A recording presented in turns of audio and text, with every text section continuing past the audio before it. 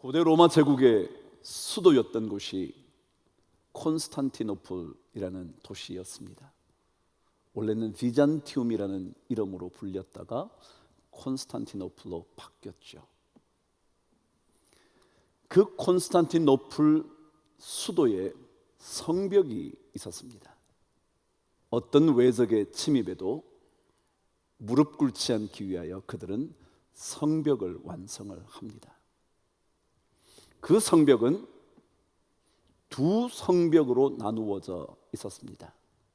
한 성벽은 외성벽이었고 하나는 내성벽이었습니다. 그러니까 성벽이 바깥쪽에 있는 성벽과 안쪽에 있는 성벽으로 나누어져 있었죠. 그 사이에는 여러분이 아시는 대로 일반적으로 물이 흐르게 만드는 해자라는 곳이 있었죠. 그래서 공격해서 성을 넘어 들어오면 뭐예요? 물인 거예요. 그래서 또다시 성벽을 넘기가 어렵게 만들어 놓은 전략이었죠. 그게 외성벽과 내성벽이었습니다.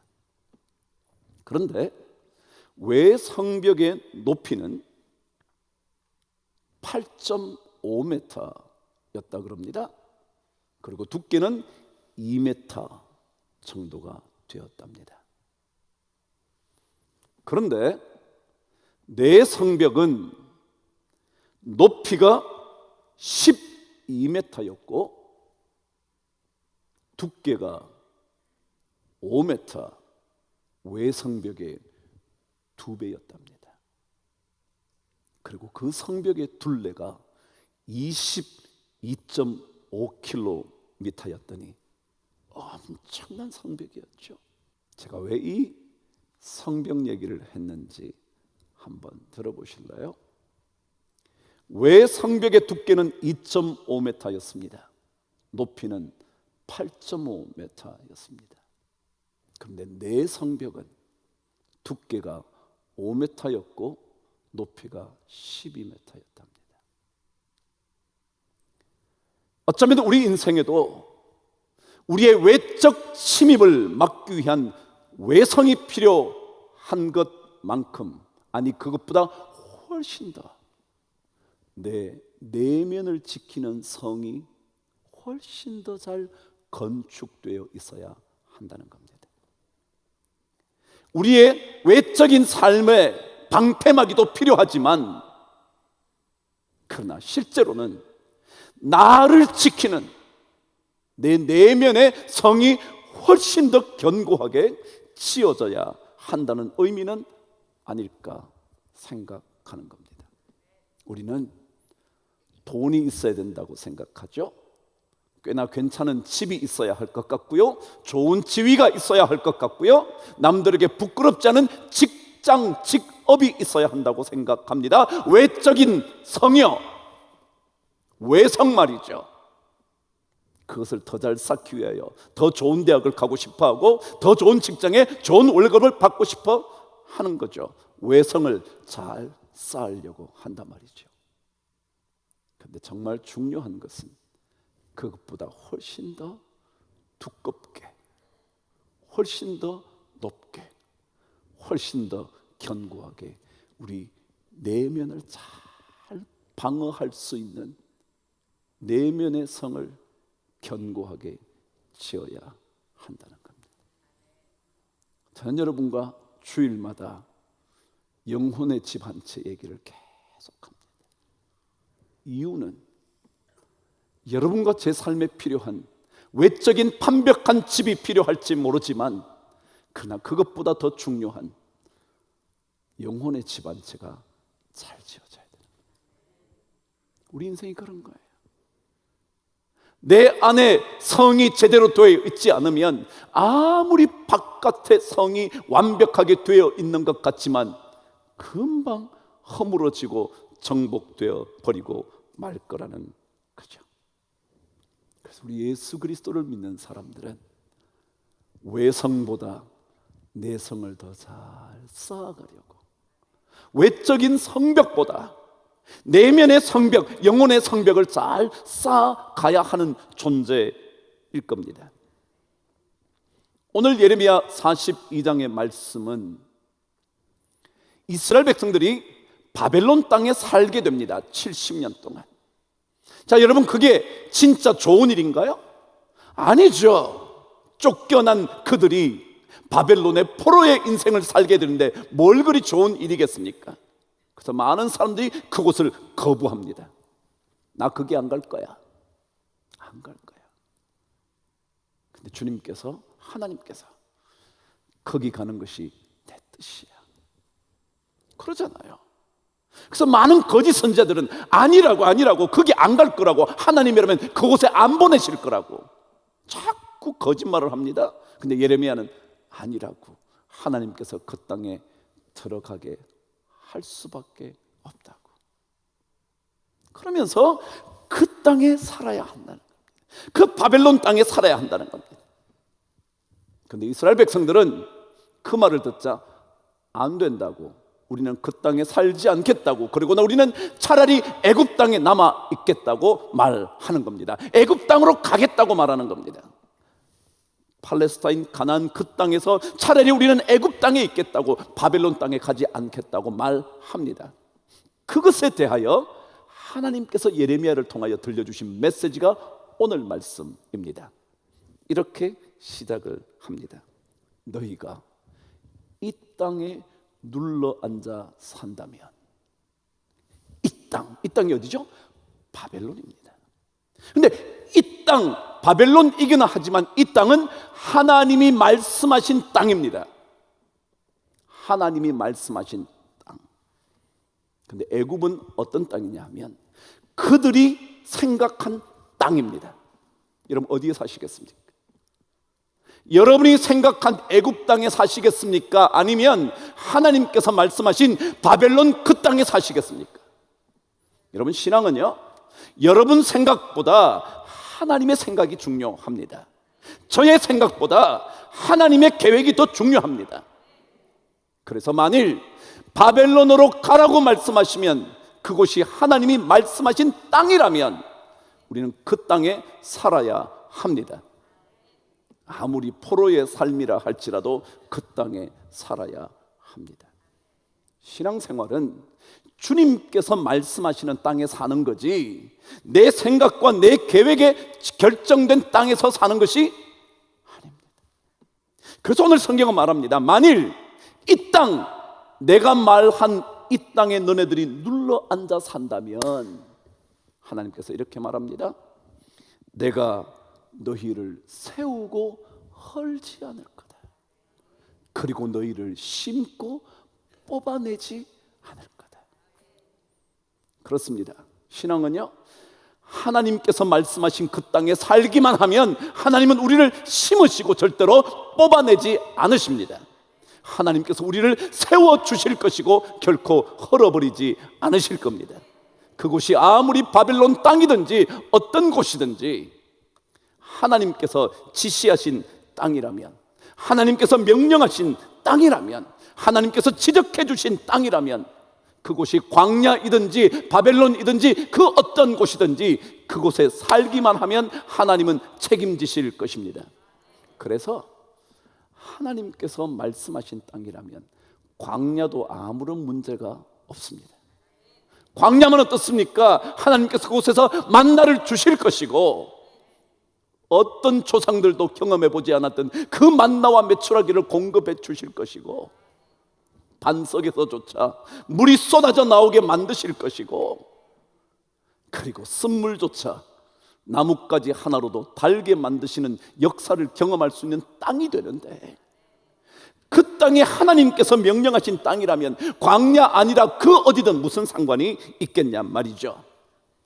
신앙은 그런 경험을 하는 겁니다. 주님께서 명령하신 땅이라면, 바다 끝이라면 어떻겠습니까? 바다 끝이라도 괜찮소 고백하잖아요. 그곳에서도 이미 그곳에 먼저 가셔서 예배해 놓으신 은혜의 땅이 될 수 있는데, 주님이 명령하신 땅이라면, 그래서 오늘 성경은 이 땅에. 그래서 제가 오늘 제목을 그렇게 잡았죠. 여러분은 어느 곳에 사시겠습니까? 여러분은 어느 곳에서 어디에서 사시겠습니까? 여러분이 생각하기에 훨씬 더 좋아 보이는 소돔과 고모라에 사시겠습니까? 아니면 하나님께서 말씀하신 그 땅에 사시겠습니까? 아무리 여호와의 동산처럼 보여도 그곳이 주님 말씀하신 땅이 아니라면 그곳에 살면 살수록 흔들리기 시작할 겁니다. 그러나 주님 말씀하신 곳이라면 광야도 우리를 훨씬 더 놀라운 기적의 땅으로 경험되게 하실 것입니다. 그래서 시편 기자 다윗은 그렇게 고백했잖아요. 내가 사망의 음침한 골짜기로 다닐지라도, 그 다음 뭐라고요? 해를 두려워하지 않는다. 두려워할 게 없다는 거예요. 하나님께서 함께 하신다면 사망의 음침한 골짜기인들, 승량의 광야 땅이든 사막이든 상관이 없다는 거예요. 그래서 그가 계속해서 말합니다. 해를 두려워하지 아니할 것은 주께서 나와 함께 하심이라. 이런 경험을 자꾸 믿음에 가진 사람들이 해보는 거죠. 그래서 오늘 말씀대로 이 땅에 눌러 앉아 살기만 한다면 하나님께서 너희를 세우고 헐지 않으실 것이고 심고 뽑지 아니하실 것이다, 그런 거죠. 자, 그렇다면 오늘 성경은 이 땅, 하나님께서 지적해 주신 땅, 하나님께서 말씀하신 그 땅, 비록 포로의 삶을 살게 되는 바벨론 땅이라 할지라도 하나님이 말씀하신 땅이라면 그 땅에 사는 것, 그리고 만약 그 땅에 살지 않는 것은 무슨 차이가 있는 건가? 이 땅에 살지 않겠다는 것은 무슨 의미이길래 하나님께서 이렇게 말씀하시는 건가? 포로로 잡혀가는 땅보다 차라리 우리를 받아줄 만한 애굽 땅에 사는 게 훨씬 더 나을 것 같다고 생각하는 그들의 삶 속에 무슨 문제가 있는 것일까? 성경은 지적해 주는 거죠. 오늘 저와 함께 14절 말씀 읽어보도록 할게요. 시작. 또 너희가 말하기를 아니라 우리는 전쟁도 보이지 아니하며 나팔 소리도 들리지 아니하며 양식의 궁핍도 당하지 아니하는 애굽 땅으로 들어가 살리라 하면 잘못될 거다. 세 가지 얘기를 합니다. 애굽 땅에 사는 것이 무슨 문제가 있나? 첫 번째 이렇게 말합니다. 전쟁도 보이지 아니하는 애굽 땅에서 살 거야 라고 말해요. 여러분, 신앙생활은요 영적인 전쟁이잖아요. 그렇지 않아요? 신앙은 영적인 전쟁이에요. 세상 사람들이 다 외성을 쌓기에 바쁠 때 우리는요 영혼의 집과 영혼의 성벽을 쌓기 위하여 힘내야 하는 사람이에요. 이게 영적인 전투거든요. 내 영혼이 그런 것들에 대하여 거부할 수 있는 싸움을 해야 되는 거거든요. 근데 오늘 뭐라 그래요? 전쟁도 보이지 않는 땅에서 살 거야.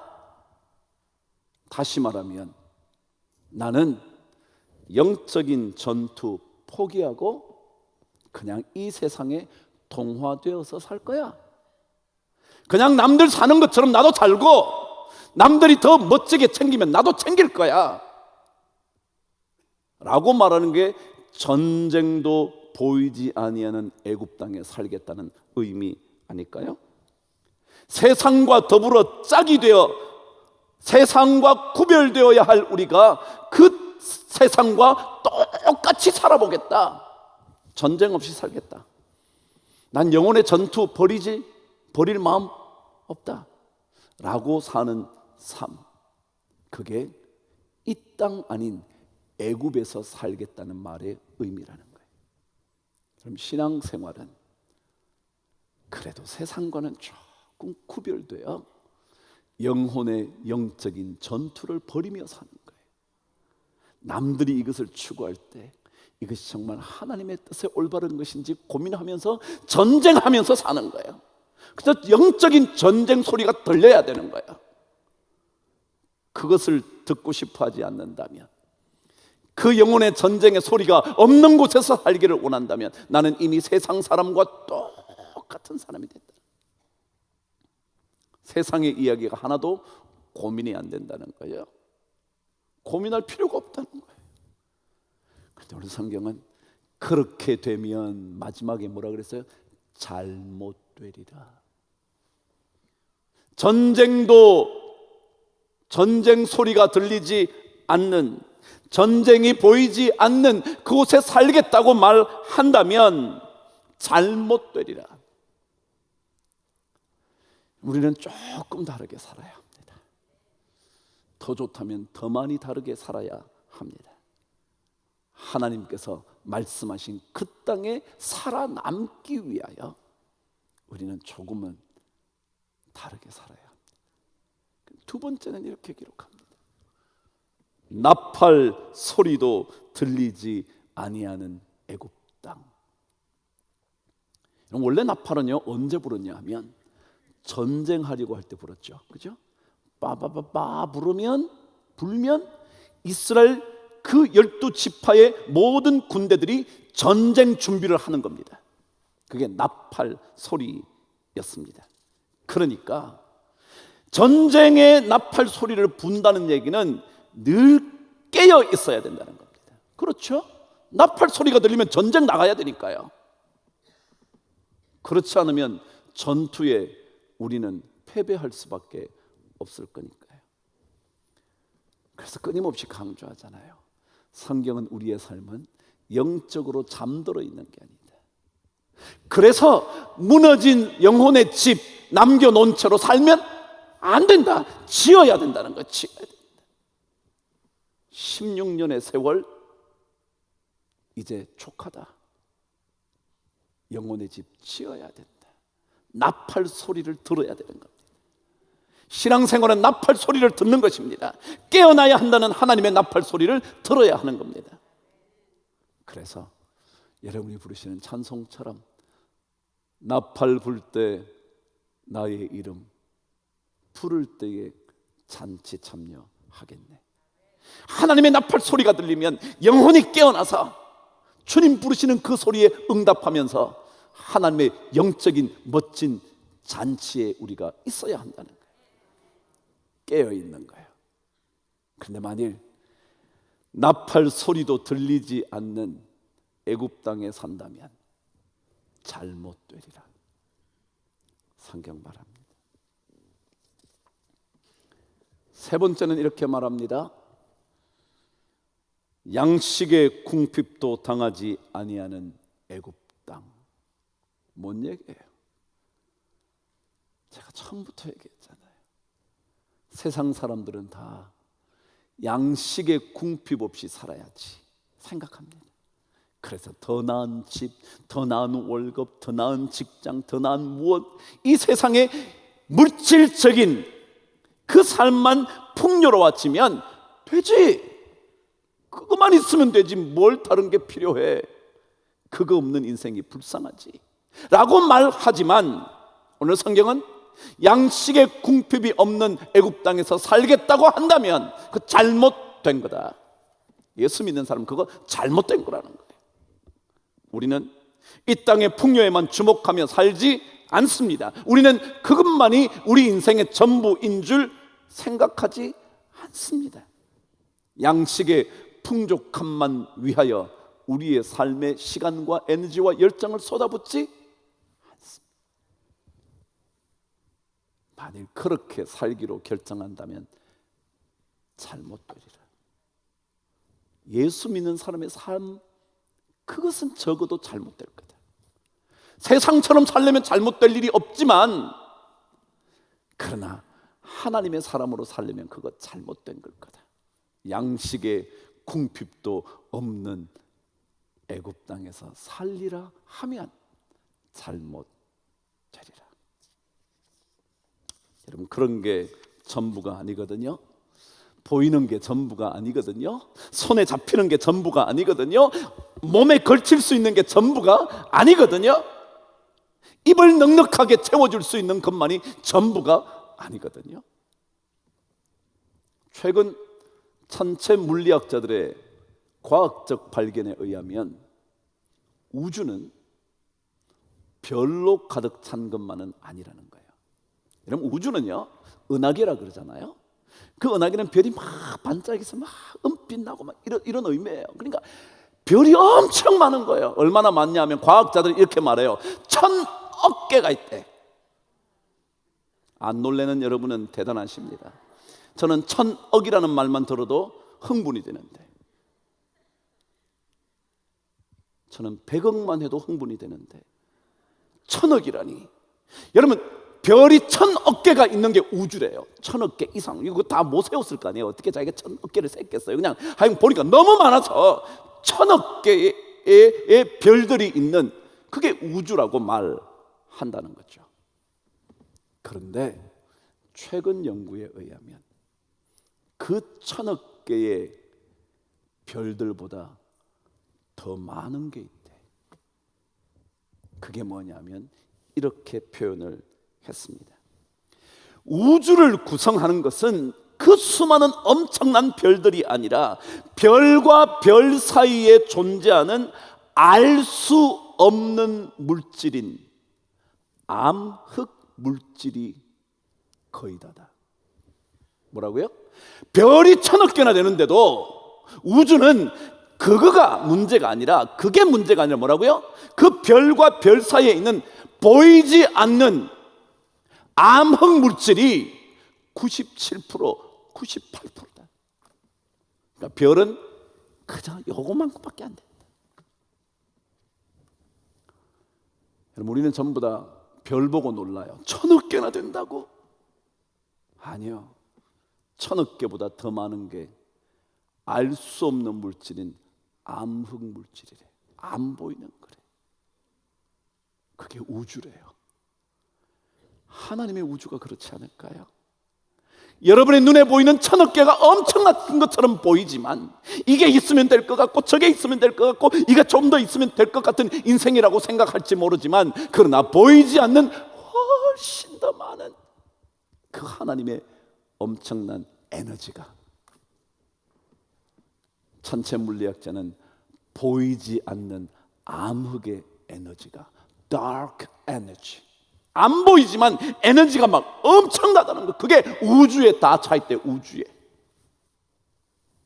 말하자면 하나님께서 우리에게 약속해 놓으신, 여러분과 제가 볼 수는 없지만 그 1000억 개의 빛나는 별과는 비교가 안 되는 엄청난 것들이 우리에게 있다고 생각한다면, 우리가 구태여 눈에 보이는 양식의 궁핍, 아니 양식의 풍요, 양식의 부요함, 그것만이 전부가 아닌 줄 알지 않을까요?